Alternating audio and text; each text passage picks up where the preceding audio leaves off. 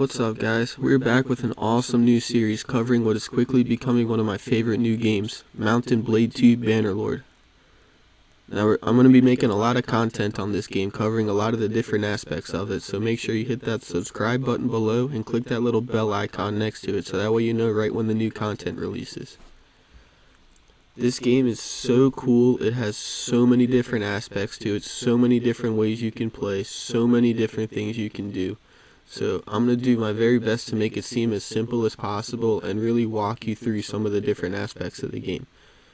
Today's episode, we're going to focus on character creation and what's a good build to start with to get you an early advantage in the game.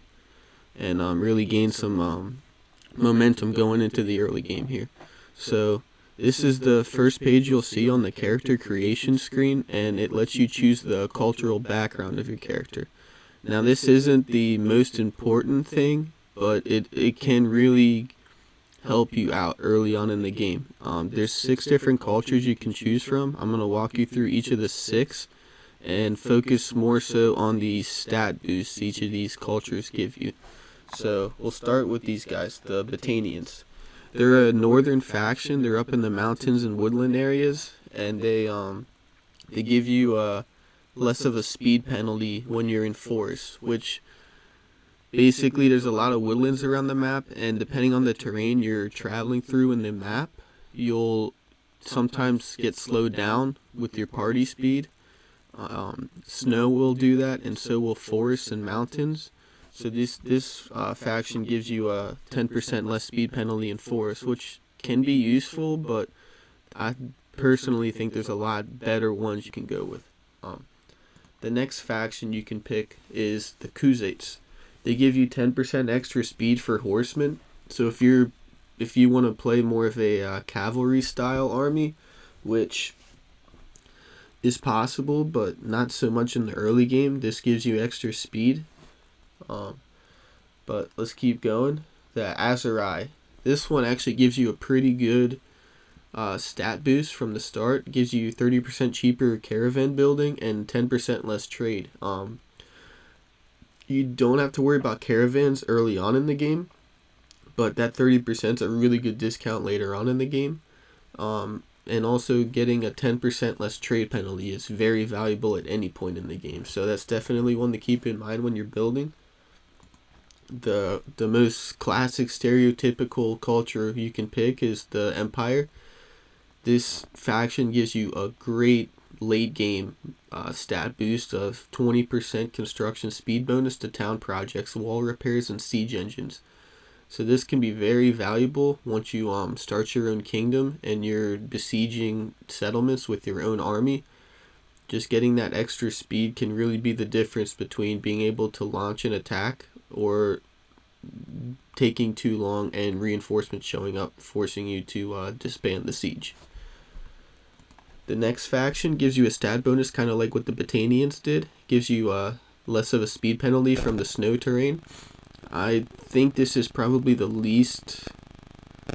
one you're going to take advantage from the least, because really it's just the northern edge of the map that's covered in snow, so you're going to actually benefit from this less than probably any of the other cultural stat bonuses, unless you really just want to play in the northern part of the map, then this one wouldn't be a terrible one, but there's definitely much better options.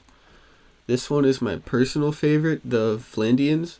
You get 20% more upgrade XP to troops from battle, so this personally I really like, because when you recruit soldiers for your army, they are never really the best and not that armored and stuff, so it really is good to be able to get quicker XP boosts to them and level them up to be better soldiers, so you'll actually take a lot less casualties in the long run, in my opinion, from picking this faction. So for this build, I want to be like a straight fighter in this character build.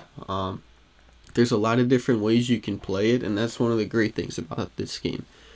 You can play as like a mercenary, you can kind of play as like just a rogue raider, you can play as like a sort of merchant character, which I definitely want to try at some point. But with this build, I really want to just focus on fighting. So we're going to pick the Vlandians. And this takes you now to the character creation screen. And there's so many different things you can customize with this, which is so cool. I'm not going to waste too much time on the appearance of the character, but I want to make him like a Viking style guy, because I think Vikings are freaking awesome and just kind of epitomize that fighting character that I want to build here. So we're going to make him taller, and here's why. When you're on foot, the taller players actually give you a little bit longer of a stride, which is really cool. This game takes into account. So like, there's a few instances where having that longer stride is really going to help you in getting up to skirmishes quicker. And you'll see eventually when you're in 2v2 arena battles, if your guy is slow, your other teammate will actually run up really quick, get murked by the two other opponents, and you'll be stuck fighting a 1v2, which can be really tough sometimes. So we're going to give him taller, make him run a little bit faster. So I want to give him the Ragnar Lothbrok hairstyle, which if you guys have seen Vikings, you know exactly what I'm talking about. There's so many cool beard options you can do. You can get like the fucking Sun Tzu looking beard. You can get, that's kind of cool, but I want to do the just classic like braided beard on this build. And then give him my darker hair color. And this is my favorite screen out of all the character creation ones. This is the scars and markings. And you can give guys some really cool war paint and scars and stuff like that. So I want to give them an eye scar, because I think those look so cool. And if you can see here, it actually discolors their eye on some of them. But that one looks cool. Looks like he fought a bear or something. So we're going to go with this one. And now here's where, before you even get into the game itself, certain decisions you make here are really going to impact how your early game turns out. So I'm going to explain some of these choices, and I'm going to show you what I think are some of the better options to give you a early jump start in the game. So basically, you're going to go through a series of prompts here on the right, and you're going to choose different things. And these different things you choose are going to give you different stat bonuses on certain aspects of this. So like in Vigor, you've got like one-handed, two-handed. Endurance, riding is a good one. Athletics. So like if you've played RPGs before, you understand kind of like the different stat categories. And you also kind of understand how valuable some of these stats are. So this one, for example, you can choose your parents were Baron's retainers. This will give you focus points to riding and polearm being spears and stuff like that. Or you could say hunters give you focus points to scouting and crossbow. Mercenaries will give you roguery and crossbow. But so the character we're gonna build here, I'm going to focus mainly on bow and riding. And it may seem odd that I'm choosing these two, but basically there's a system that you can run early on in the game and really help you farm enemies for XP by focusing on those two stats early on. And you'll make money early on from that, and you will gain renown, which I will explain later, but renown is a very important number in this game. So I'm going to go with Baron's Retainers, because it's going to give me that focus point to riding. As a child, you can pick a bunch of different ones. Brawn would give you two-handed throwing. Leadership would give you like leadership and tactics. Your aptitude for numbers would give you engineering and trade. But I'm going to go with this one, your skill with horses, because it's going to give me excuse me. It's going to give me a focus point to riding and medicine. And endurance is a good one too, but I want that riding point. This one here gives you Another option, as a adolescent, you can say you herded the sheep. It gives you athletics and throwing. The athletics boost is actually a really good one to get, but I really don't care about getting that throwing bonus because I want to focus on my bow attribute. So what I'm actually going to pick for this one is hunted small game, because it's still going to give me tactics, but I'm going to get the focus point for the bow instead of the throwing. As a youngster growing up, war was never too far away. What did I do? There's two that I really like for this option. You can say you trained with the cavalry. You get the riding and the polearm. You can say you rode with the scouts, which gives you the riding and bow, which is actually what we're going to pick.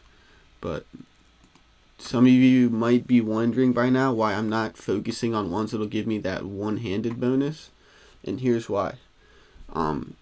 As soon as you jump into the game, most of you are going to be fighting sword and shield, mace and shield, some sort of one-handed weapon. So with the amount you'll be doing that, you will level up that one-handed skill very quickly. So I personally think it's less important to focus on boosting that stat before you even drop in the map, because I think there's others that would take longer to level up in game than one-handed. So we're going to pick rode with the scouts, because we're going to get that riding and that bow stat boost. Before we set out on our life adventure, our biggest achievement was what?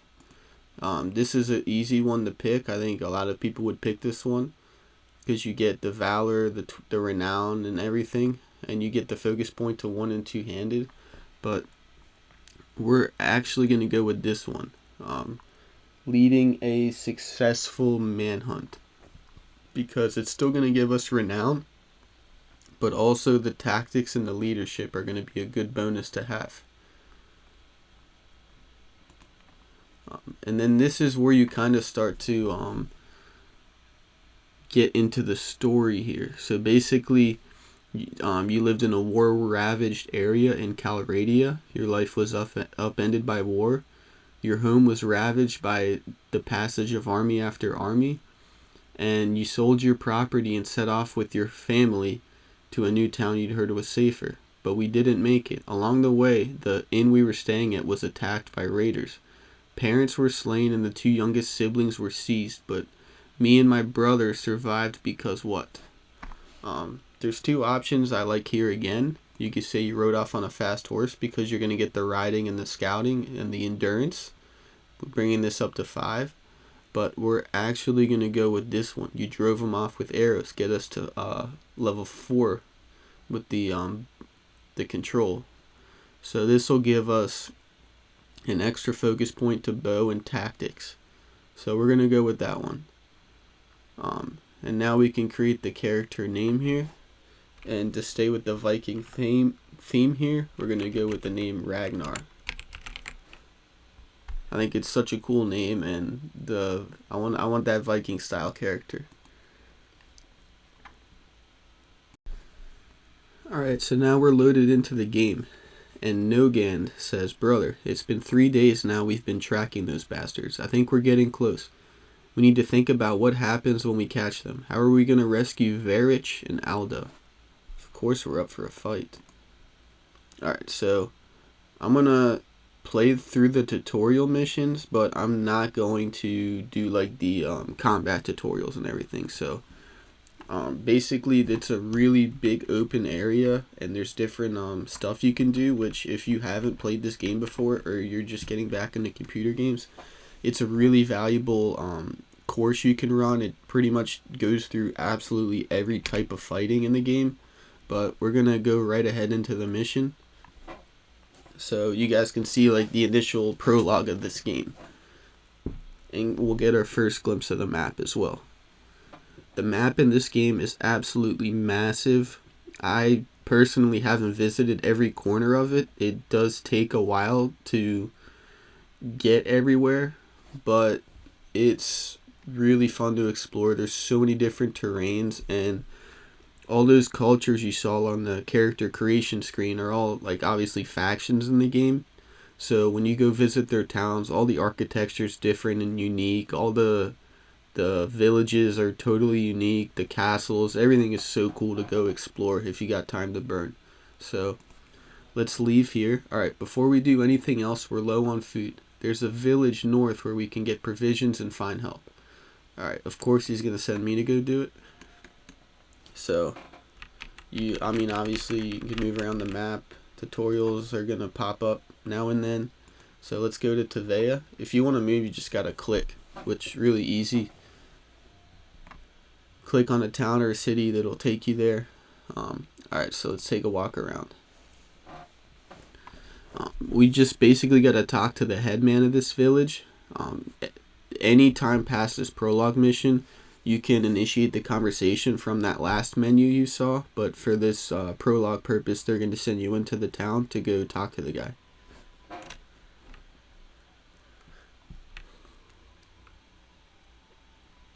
I think that's a really useful piece of the UI where you don't actually have to enter the town to do anything like buying and selling products, recruiting troops. You do it all from just the main menu on the town, which is really nice. Alright, so left alt, let's find this guy. Alright, he's right there. One thing that the prologue never shows you and people don't usually figure out, where if you start riding your horse, you just press W obviously to go forward, but it'll take him a few seconds to get the top speed. If you double tap the button, it'll actually get you to speed a lot quicker. And same thing with stopping. If you double tap S, you'll stop on a dime rather than like slowly reducing your speed, which is nice. Alright, so let's talk to this guy. It says, he is the headman of this village. What brings me here? We need help.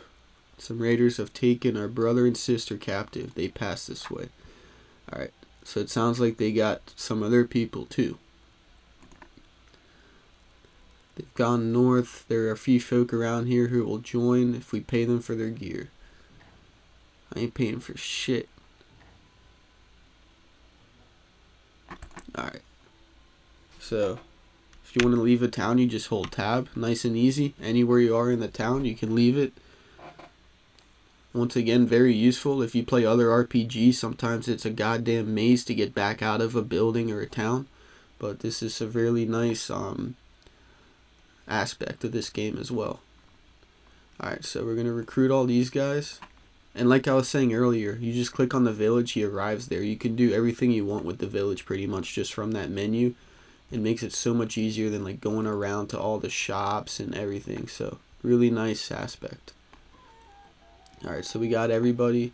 Okay, here's the other thing. So, remember how I was saying, like, it's making us take the walk around to talk to the guy? Any other time you visit a town, important people will pop up on the top bar here for that location. And if there's a little exclamation point like there is there, you can talk to them and you'll get some sort of, like, it'll be like an intrigue almost, like a mission potentially, or like they'll give you a mission, or it'll be related to a mission. So we're gonna talk to this guy again. Of course, we finished.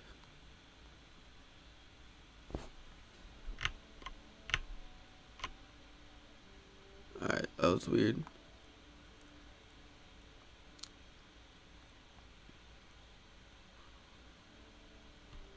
Alright, so I did everything we needed. Oh, I guess it didn't save the recruiting. Alright, so let's talk to this guy again.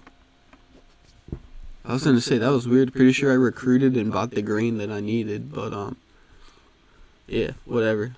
Speaking of grain, you always gotta make sure you have extra food in your party, because your guys in your army will desert if your food count goes to 0. Grain's the cheapest one to buy.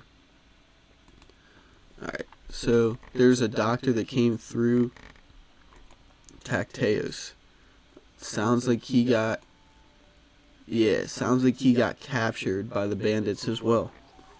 So we'll have to keep an eye out for Tacteos. Alright, so let's go back to the map here. And let's go find these bandits. Alright, so you see a few raiders have popped up on the map. You're going to see them everywhere in this game. Their party size is obviously that number right next to them.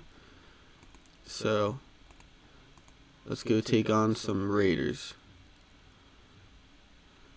And we'll get right into our first battle here.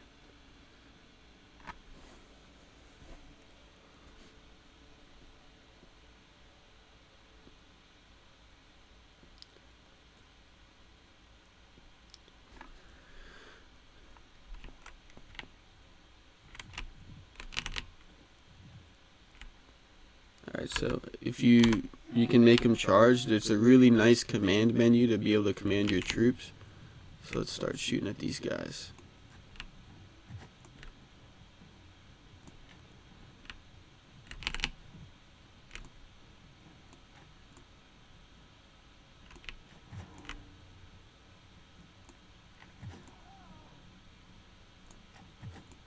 Oh, almost got a headshot on him. Oh, there's a headshot. See, like, kind of like I was explaining, it's really nice to have the bow, because say I didn't have people with me, you would have a hard time going 1v6 even against like simple looters, just because, oh, there's a neck shot. But it's really hard to fight that many people just on your feet with sword and shield. So basically, I'll show you in the next video. I think the next video I'm going to focus on like how to farm XP and renown, and essentially we're going to go around and kill a lot of these looters, because you see you get renown and morale for taking out like looter parties or just winning any fight. So having that bow actually gives you a huge advantage. Being able to strike from distance gives you a huge advantage against larger parties of bandits. So you get prisoners and you get loot when you kill other armies. So what I'm going to do here is I'm going to skip ahead, because you're just going to see the same battle 3 times. So I'm just going to take out these last 2 parties off screen, and we'll jump right ahead to the next part. Alright, we're back after that battle. So the other 2 parties actually joined forces together, and I just took them out in one shot. So now we're back onto the campaign menu, and it says, we have rescued several prisoners that the raiders were dragging along. They are parched and exhausted. We give them a bit of water and bread, and after a short while, one staggers to his feet and comes over.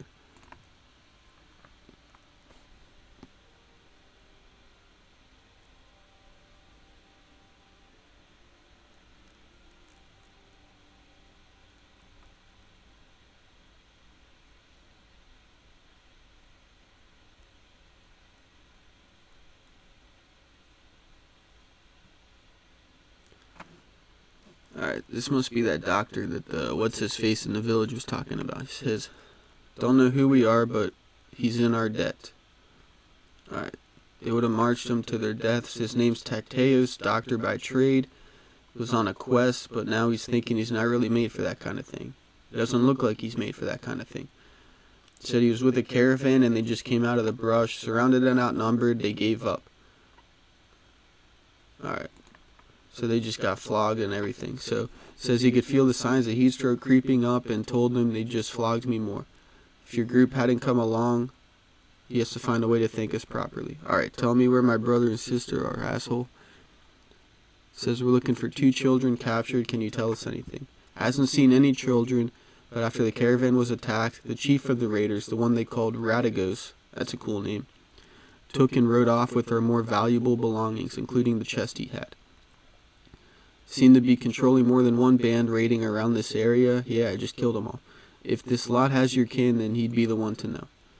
He has nothing left to repay us, but if we do catch up and defeat the ruffian, we can recover his chest. It contains a valuable ornament which he was told could be of great value if I knew where to sell it.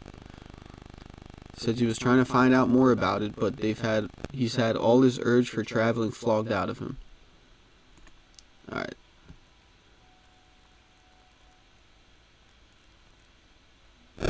Yeah, whatever. Alright, so thanks for saving. Hope the paths cross again. This guy says he can't walk more than 20 paces without passing out. He's gonna have to walk home from there, so good luck with that, dude. Alright, let's go to Radagos' hideout.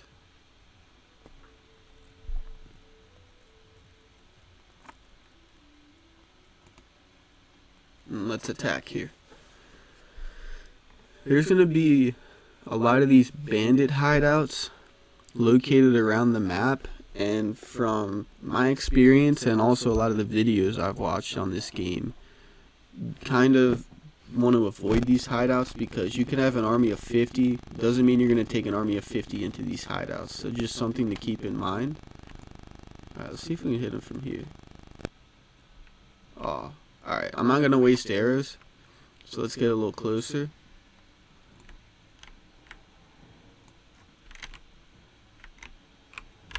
Alright, we'll just send the boys in.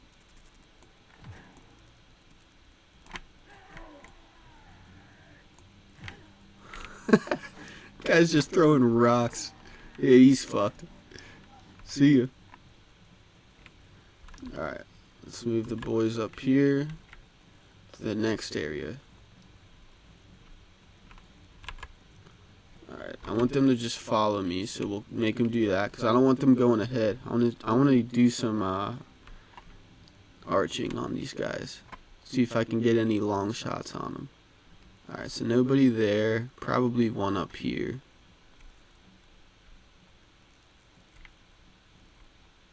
Or, nobody up here. I'm surprised. I swear, like, anytime I've done a hideout, there's always been somebody in this area. Usually not at that second camp, but always somebody in this little camp. Alright, let's see if we can hit that guy.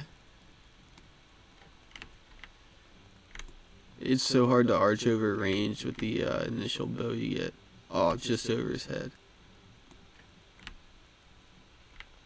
Oh well. Get a little closer.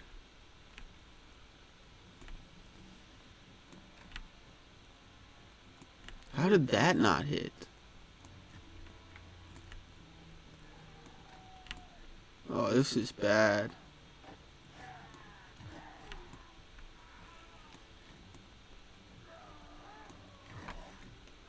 Alright, let's get our mace out.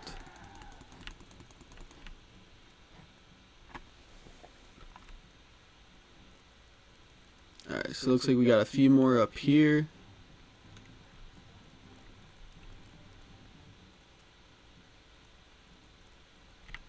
Kill this guy real quick. There's a couple of them actually, a few more up here. Where do you think you're going, dude? Oh, move. Alright, we'll just shoot these guys.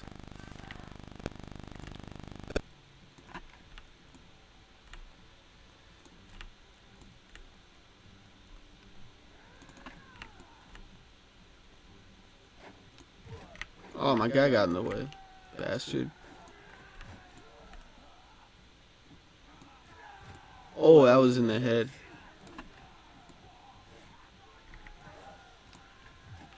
Alright, there we go. Got him down. Looks like we got everybody. Alright, that must be Radagos.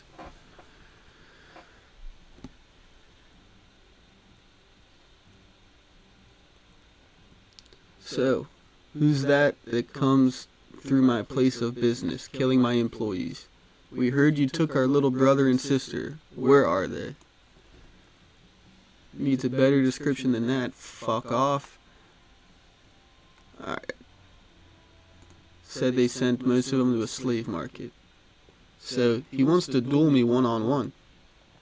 Wouldn't be much of a Viking if I turned that down, so let's go.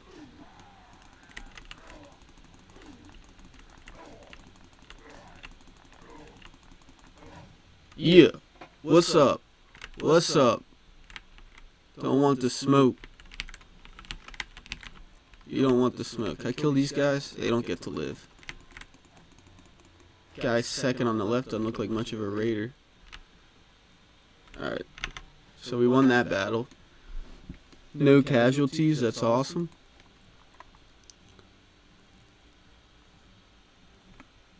Damn, honestly, I was kind of worried like the first 3 hits of that battle because he actually did some good damage on me. But I noticed in this game, if you just keep on the offensive, every time you hit somebody, they have to reset their own swing. So it's not like you're like swinging at each other. So like if you can really stay on top of them, you won't take as much damage. Alright. He's our captive. Alright, give us our brother and sister back.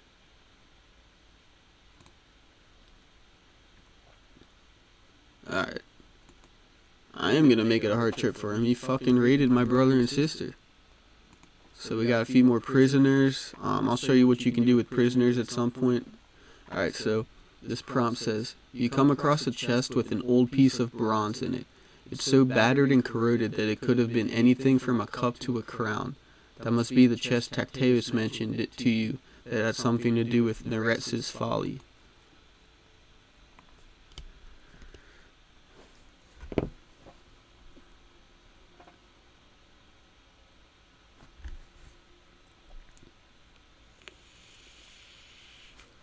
Alright, our brother says, he was hoping to find more treasure here, but thinks business wasn't going too well for Radagos.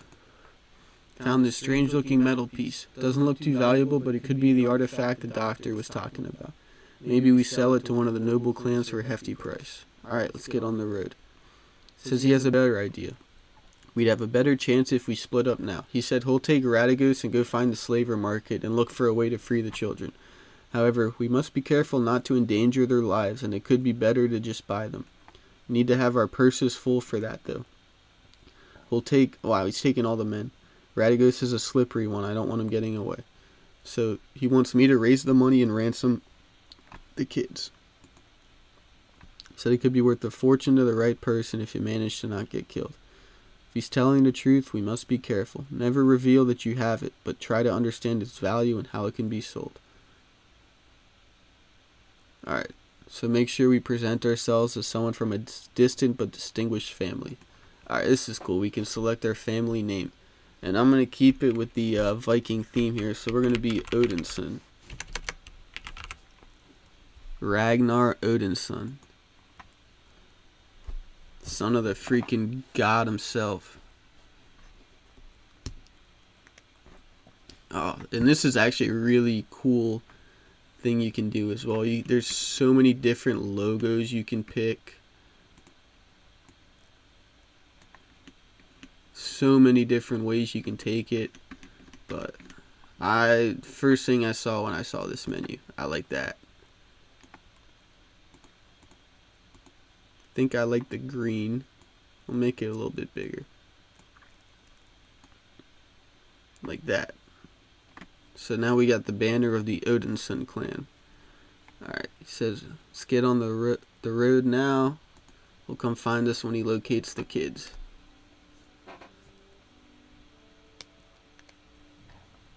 Alright, so that's the end of the prologue mission. So I'm going to end this episode here. And episode 2 will release in a few days.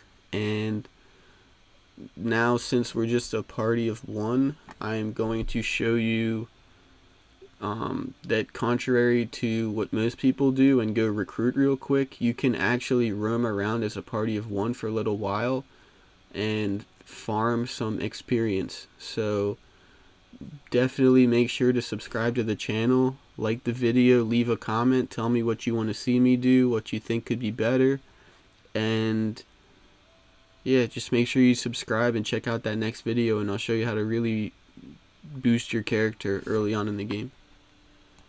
Thanks for watching.